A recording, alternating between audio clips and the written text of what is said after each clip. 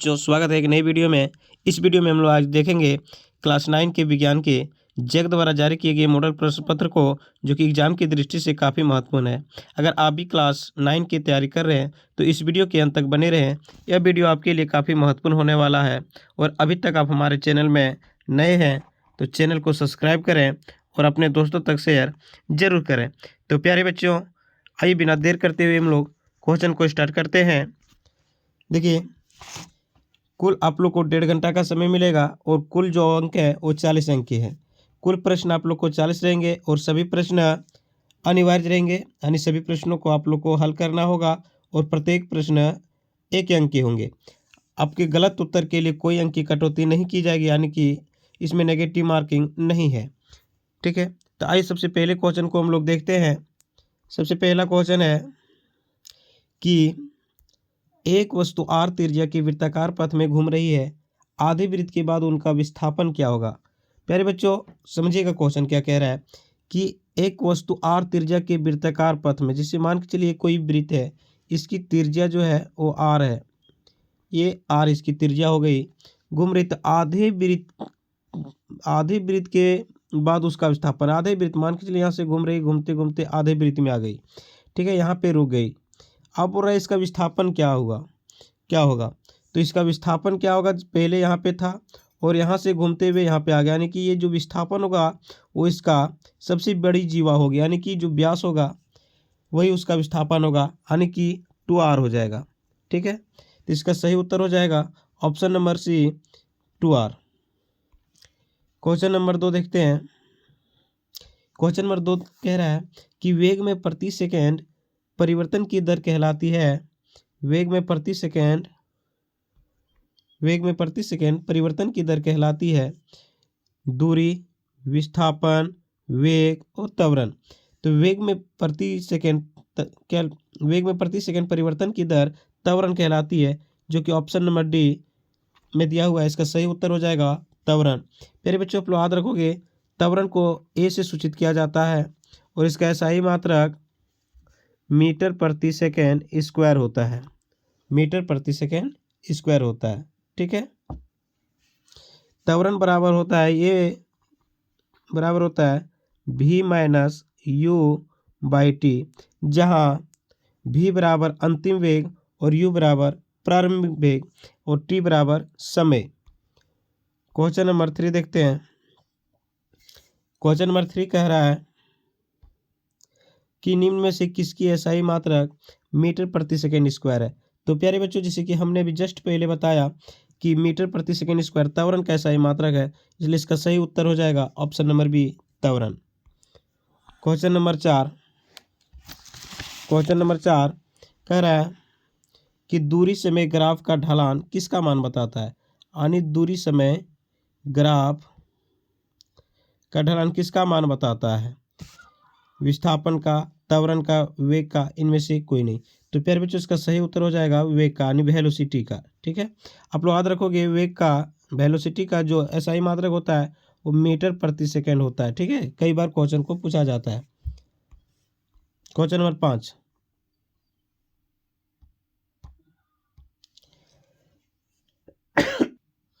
Question number 5 में पूछा गया है कि न्यूटन का गति का प्रथम नियम किसकी परिभाषा मिलती है। तो प्यारे बच्चों, न्यूटन की गति के प्रथम नियम से बल की परिभाषा प्राप्त होती है, इसलिए इसका सही उत्तर हो जाएगा ऑप्शन नंबर बी, बल। ठीक है, गति के द्वितीय नियम से जो है वो बल का व्यंजक प्राप्त होता है, यानी कि F बराबर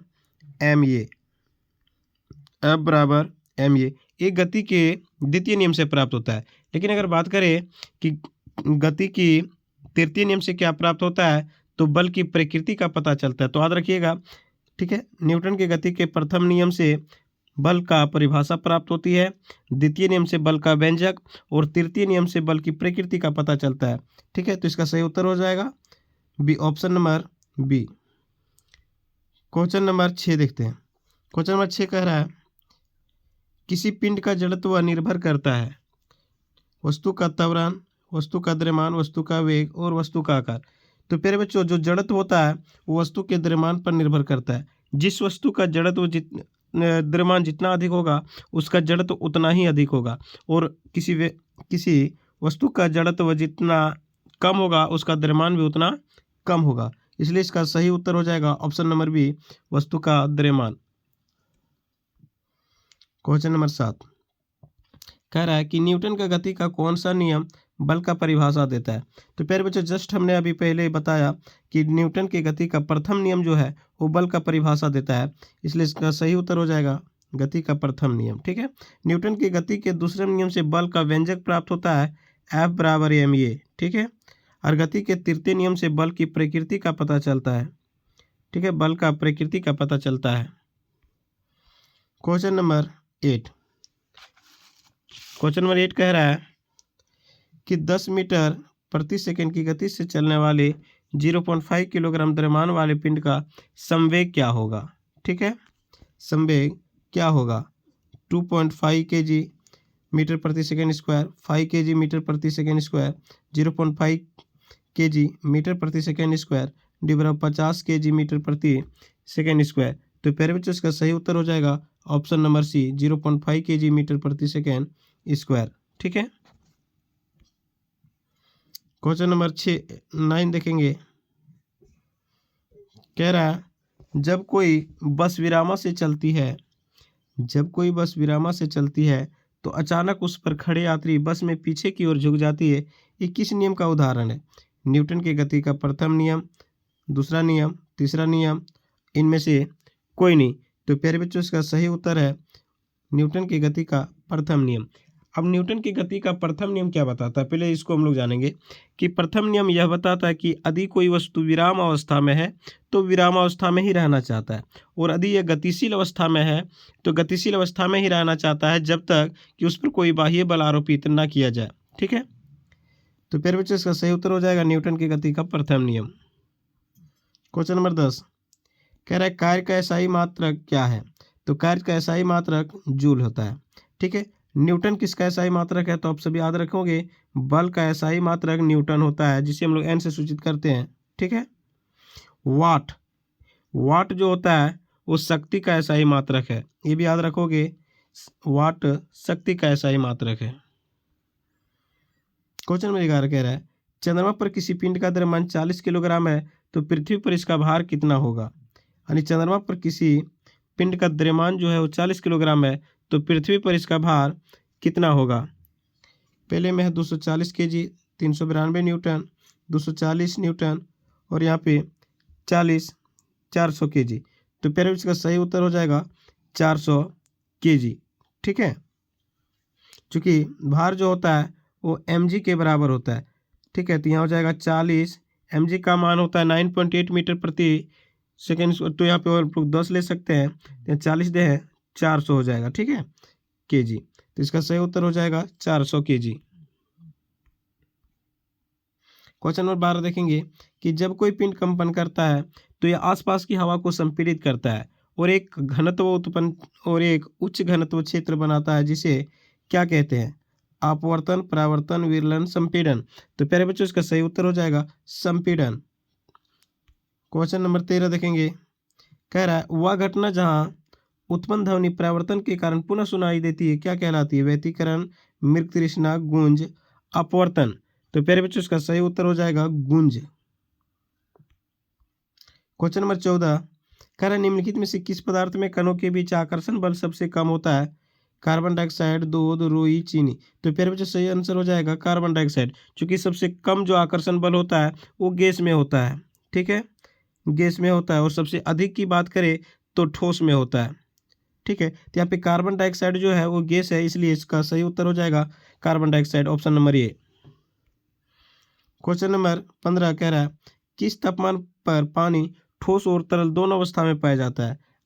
यानी कि किस तापमान पर जो जल है वो ठोस और तरल यानी द्रव दोनों अवस्था में पाया जाता है। 0 degree Celsius, 25 degree Celsius, -25 degree Celsius और 100 डिग्री सेल्सियस। तो प्यारे बच्चों, इसका सही उत्तर हो जाएगा 0 degree Celsius, option number A 0 degree Celsius. Question number 16 कह रहा है 100 ग्राम जल में 20 ग्राम चीनी मिलाया गया तो उस विलयन की सांद्रता प्रतिशत क्या होगा।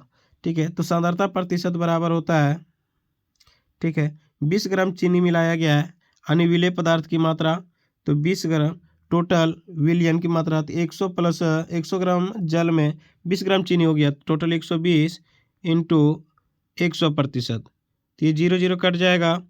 फिर यहाँ पे 2 से काट सकते हैं, 2 छक्के 12, 2 पचे 10, फिर 2 तिया 6, 2 दे हैं 20, तो हो जाएगा 10 पचे 50/3, यानी कि 16.2/3%, जो कि ऑप्शन नंबर बी में दिया हुआ है। इसका सही उत्तर हो जाएगा option number B. Question number 17 देख रहे हैं कि घनत्व का एसआई मात्रक क्या है। घनत्व का न्यूटन, पास्कल, केजी घन, केजी प्रति घन मीटर, घन मीटर।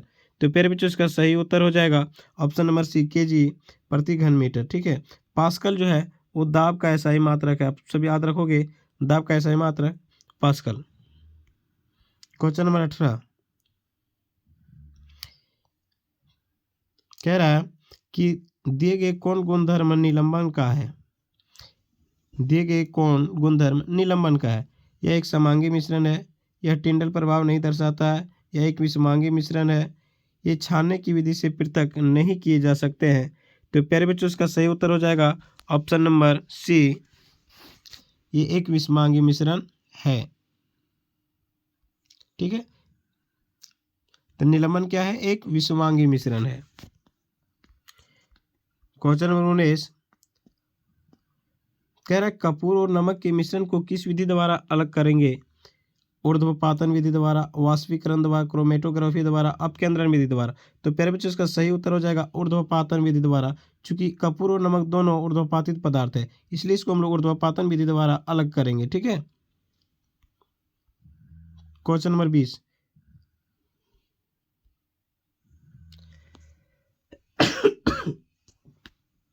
कह रहा है द्रव्यमान संख्या बराबर होता है प्रोटॉन, इलेक्ट्रॉन, प्रोटॉन की संख्या के योग के बराबर, प्रोटॉन और न्यूट्रॉनों की संख्या के बराबर, इलेक्ट्रॉनों की संख्या के बराबर, इलेक्ट्रॉन और प्रोटॉनों की संख्या के योग के बराबर। तो प्यारे बच्चों इसका सही उत्तर हो जाएगा ऑप्शन नंबर बी, प्रोटॉन और न्यूट्रॉनों की संख्या के बराबर, यानी कि P+N। ठीक है, क्वेश्चन नंबर 21 देखेंगे, कह रहा है NH3 का आणविक द्रव्यमान क्या होगा। ठीक है, NH3 का आणविक द्रव्यमान क्या होगा, 16U, 13U, 28U और 17U। तो प्यारे बच्चों इसका सही उत्तर हो जाएगा 17U। ठीक है, क्योंकि इसका नाइट्रोजन का हो जाएगा 14, हाइड्रोजन का हो जाएगा 1 × 3, तो यहाँ 14 + 3 टोटल हो जाएगा 17U। ठीक है, क्वेश्चन नंबर 22 देखेंगे, कह रहा है अस्थिर अनुपात का नियम या निश्चित अनुपात का नियम क्या है। किसी रासायनिक पदार्थ में तत्व हमेशा द्रव्यमान के अनुसार एक निश्चित अनुपात में मौजूद नहीं होते हैं। रासायनिक पदार्थ में तत्व हमेशा द्रव्यमान के अनुसार निश्चित अनुपात में मौजूद होते हैं। रासायनिक अभिक्रिया में द्रव्यमान को ना तो बनाया जा सकता है और ना ही नष्ट किया जा सकता है। किसी भी भौतिक अभिक्रिया में द्रव्यमान को ना तो बनाया जा सकता है और ना ही नष्ट किया जा सकता है। तो प्यारे बच्चों इसका सही उत्तर हो जाएगा ऑप्शन नंबर बी, रासायनिक पदार्थ में तत्व हमेशा द्रव्यमान के अनुसार एक निश्चित अनुपात में मौजूद होते हैं। ठीक है, जैसे जल, तो जल में है H2O, यानी कि एक निश्चित अनुपात में होता है 2:1 में।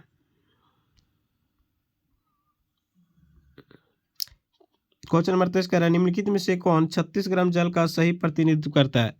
ठीक है, तो 36 ग्राम जल में, जल के देखिए 36 ग्राम जल में, यानी 18 ग्राम जल में 1 मोल होता है, 18 ग्राम जल में 1 मोल होता है, तो 36 ग्राम जल में कितना हो जाएंगे, 2 मोल हो जाएगा। ठीक है, तो इसका सही उत्तर हो जाएगा 2 मोल।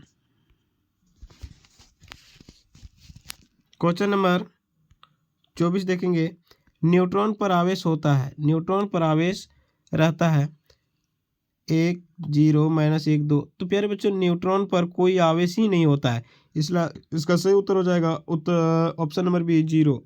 ठीक है, इसके बाद आप लोग याद रखोगे कि इलेक्ट्रॉन पर जो होता है, इलेक्ट्रॉन पर नेगेटिव आवेश होता है और प्रोटॉन पर जो होता है वो धन आवेश होता है, जिसको हम लोग पॉजिटिव चार्ज कहते हैं। ठीक है,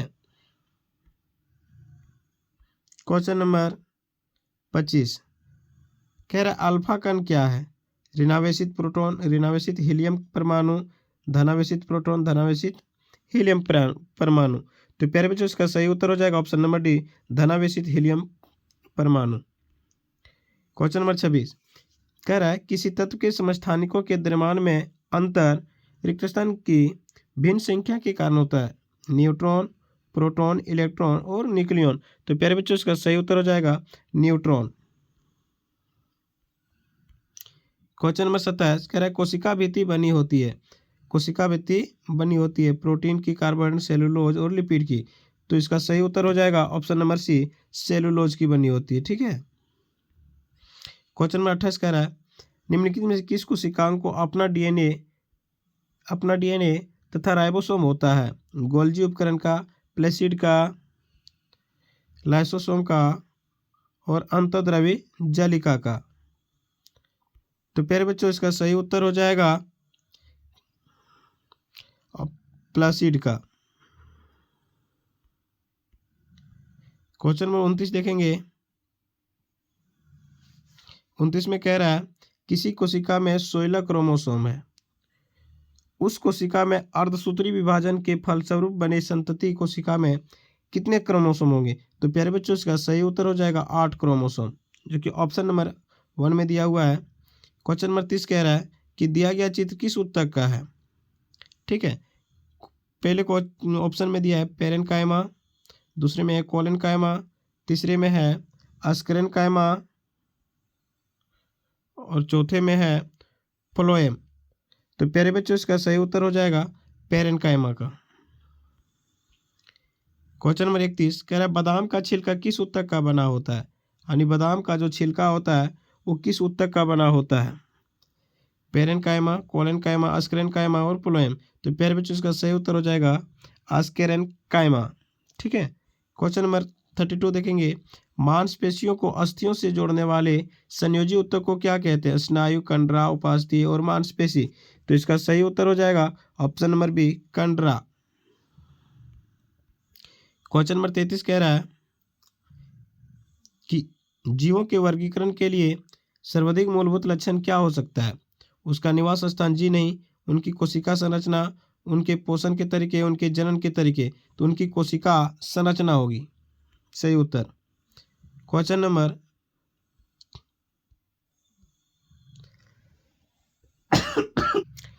क्वेश्चन नंबर 34 देखते हैं। कह रहा है नीलहरित शैवाल किस वर्ग में आते हैं? मोनेरा में, प्रोटिस्टा, फंजाई और फ्लांटी में। तो प्यारे बच्चों इसका सही उत्तर हो जाएगा आपका ऑप्शन नंबर ये मोनेरा। क्वेश्चन नंबर 35 कह रहा है कि जंतु जगत का सबसे बड़ा संघ कौन सा है? एनलिडा, आर्थ्रोपोडा, मोलस्का और इकाइनोडर्मेटा। तो प्यारे बच्चों इसका सही उत्तर हो जाएगा आर्थ्रोपोडा। ठीक है। कभी कभी क्वेश्चन पूछा जाता है कि बिच्छू को किस वर्ग में रखा गया है, तो बिच्छू को भी आर्थ्रोपोडा के वर्ग में ही रखा गया है। ठीक है। क्वेश्चन नंबर 36 कह रहा है दिए गए कौन सा रोग वायरस से होता है? ठीक है। टाइफाइड, हैजा, मलेरिया, कोरोना। तो इसका सही उत्तर हो जाएगा कोरोना, क्योंकि आप लोग को पता है कि हाल ही में इस वायरस के कारण काफ़ी प्रभावित हुआ था भारत, है ना। भारत ही नहीं कई देश भी इससे प्रभावित हुआ था। ठीक है। इसका सही उत्तर हो जाएगा कोरोना। ठीक है। नेक्स्ट है संक्रामक रोग के उदाहरण है पोलियो, कैंसर, क्षय रोग और मधुमेह। तो प्यारे बच्चों सही उत्तर हो जाएगा क्षय रोग, जिसको हम लोग टीबी भी बोलते हैं। ठीक है। क्वेश्चन नंबर हो जाएगा 38 कह रहा है ग्रीन हाउस गैस है, ग्रीन हाउस गैस है ऑक्सीजन, हीलियम, कार्बन डाइऑक्साइड और क्लोरीन। तो प्यारे बच्चों का सही उत्तर हो जाएगा कार्बन डाइऑक्साइड यानी कि CO2। क्वेश्चन नंबर 39 कह रहा है कि दिए गए पोषक पदार्थ में पौधों के लिए कौन बृहद पोषक पदार्थ है? Nitrogen, iron, copper, manganese. तो इसका सही उत्तर हो जाएगा नाइट्रोजन।